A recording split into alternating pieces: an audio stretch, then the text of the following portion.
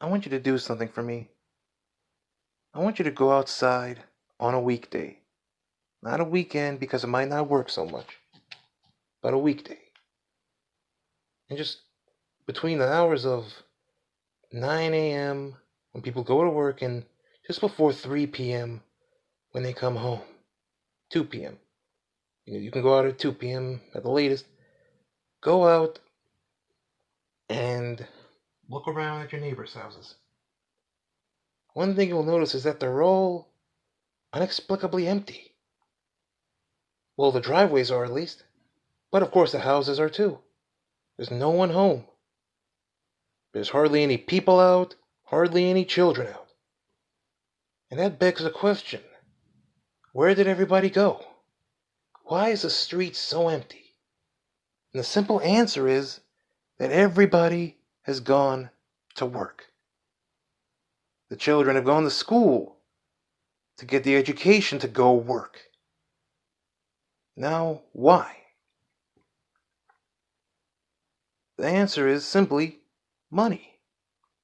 People work day in and day out diligently, never missing a day for fear of angering their boss or missing a paycheck, or missing overtime because their regular paycheck doesn't cover their needs. It's all for money. Simply because people have been fooled by the illusion of choice. They think they actually have power in the system when they use money. They think it actually gives them power. And that cannot be further from the truth. Because the biggest inmate inside of a jail, the one with the most money and the most connections, is still a prisoner. He may be the biggest shot caller in there, but he's still a slave to that prison. As are most people in this society. No matter how big you are, how much money you have, you are nothing more than a slave to this system. Nothing more, and in many cases, less. Simply because you have no freedom.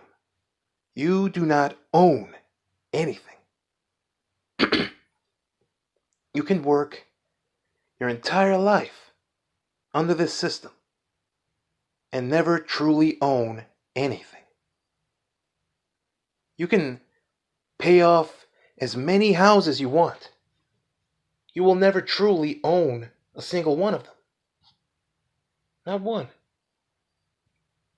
Because you are a slave, and most people in the society are a slave except for those at the top, who in their own way are slaves of their own ambitions and desires that they can't escape from, but that's a whole different story. But most people are slaves because they live in a system that gives them no freedom, and they've willingly obliged to it. They don't fight against it, they don't question it. Now you might ask, well, how is this true? I own a house, I own land, or I'm planning to, and I'm working hard towards that. How could it be that I'm completely powerless? Because, well, simply, try not paying property tax on a house or a piece of land.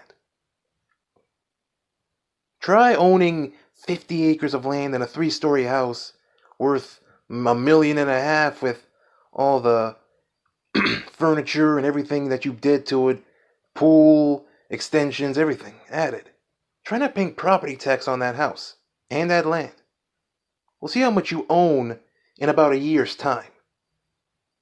When you run out of chances to pay that back and they repossess the house and the land. You will own nothing because you never did in the first place. The government was the one that owned that house. They just let you take it. Think about the real estate market. It's almost like a pimp trade. They give you a house, but they never let you own it. And then once you're done with it, they take it away from you and let some other guy use it. You never own anything. Because you, as a slave, have made the critical mistake. And most people in this society have made the critical mistake of allowing this system to prosper the way it has. They didn't question the system. They didn't go against it. They let themselves be shamed for being insane, for questioning the system. And the system grew and grew to the state it is in today, where the government can simply swoop in among everything else they do and take your house and your land. Simply because you don't pay them the tribute, a tribute that they don't even need, honestly. They take taxes on your income, taxes on everything you buy, everything you purchase online or in a store has a tax. They own a majority of the land in the country. Federal parks are all federally owned. Many cities and towns are built on public land, federal land. But yet they need your property tax. Because as a slave, they want it to squeeze every bit they can squeeze out of you. And society has let this happen. It has let it happen. Because asking questions takes too much out of simple, ordinary people.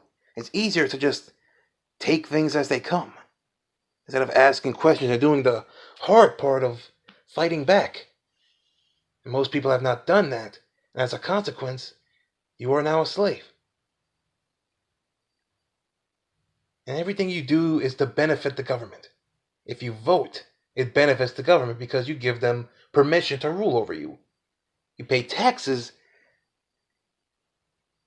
then you just fund them. And if you choose to not do any of those things, they've turned most of society into zombies that will gladly attack you. Because it's not a Freemason or a Zionist that comes to arrest you. It's another person who might not even have connections with those people. They might not even know what a Freemason or a Zionist is. But they'll come to your house. And they will arrest you. That's just the nature of the society. Because that's how the elite operate. That's how slave masters operate. At the end of the day, they can't whip and beat every slave. They have to have underlings who might even be slaves themselves beat other slaves and be incentivized to do it. That you're defending justice or defending the country. And all you're doing is beating your own countrymen. To death in some cases. And that's how the elite function. They turn humanity against humanity. And while you're all too busy fighting amongst yourselves, they come in and swoop and take power.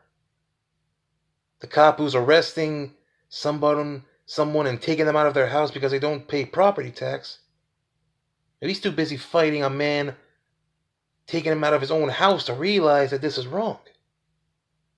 But most people have been too hypnotized by the system to realize that. And that cop will gladly arrest that man out of his house and take him out and think that he's doing a justice when he's not. Because not only have people become slaves, they become happy slaves.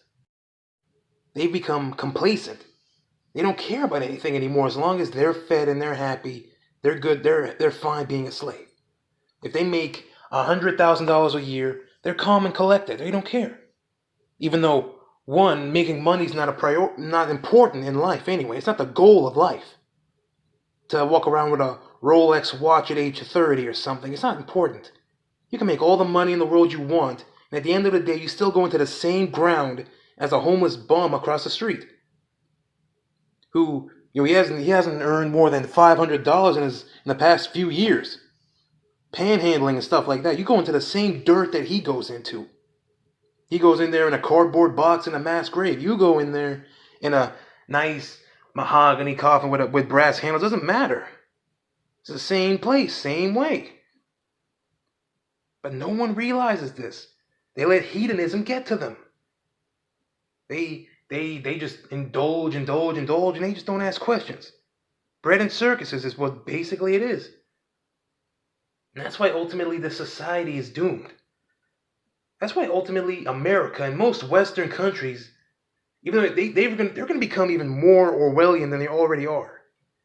You're going to see more and more dystopian tropes in the society come about in the next few years. There's going to be more and more cameras, more and more rights being taken away, including more important rights like freedom of speech, so they silence you, freedom to bear arms, so they disarm you. It's just going to keep getting worse and worse and worse, and people are just not going to care.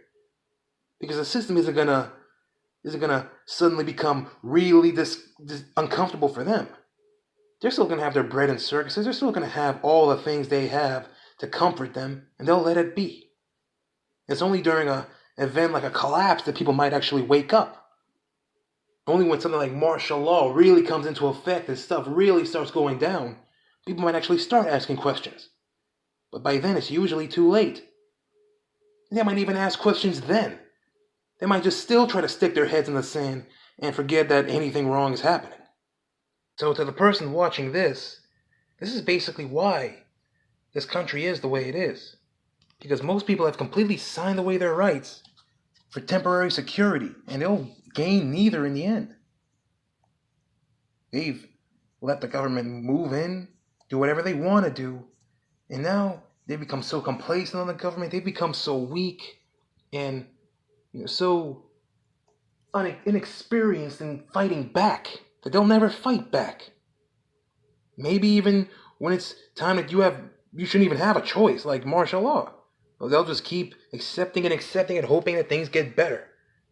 Things that go back to the good old days. The good old days of slavery. The good old days of the 9 to 5. That's what people will do.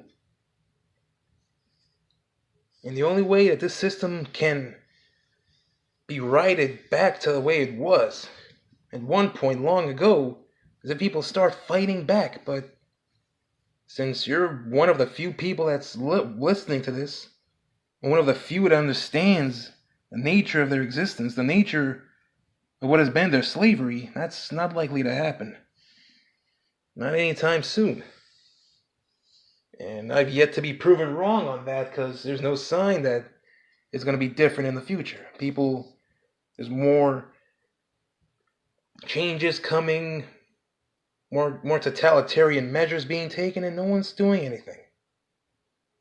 And it seems that this is the way things are going to be. So eventually, 1984 isn't just a novel, it's real life.